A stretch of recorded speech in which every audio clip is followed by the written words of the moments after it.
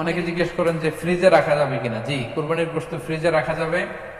ইবনে আব্বাস রাদিয়াল্লাহু তাআলা আনহুর মত অনুযায়ী 3 ভাগ করা উত্তম, তবে এটা আবশ্যক নয়।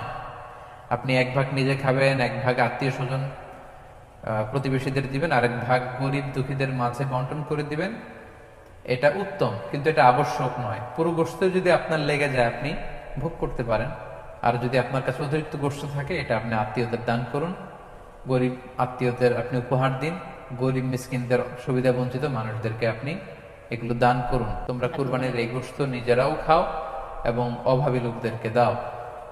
এবং সহিহ বুখারীতে আল্লাহ রাসূল সাল্লাল্লাহু আলাইহি ওয়াসাল্লামের একটি বর্ণনা, আল্লাহ রাসূল সাল্লাল্লাহু আলাইহি ওয়াসাল্লাম বলেছেন, কুলু ওয়া আতঈমু ওয়াদাখিরু, অর্থাৎ কুরবানির গোশত তোমরা খাও, ওয়া আতঈমু মানে অন্যদের খাওয়াও, ওয়াদাখিরু এবং তোমরা এটাকে প্রিজার্ভ করে রাখো বা জমা করেও রাখতে পারো। অর্থাৎ আপনি চাইলে ফ্রিজে রাখতে পারবেন,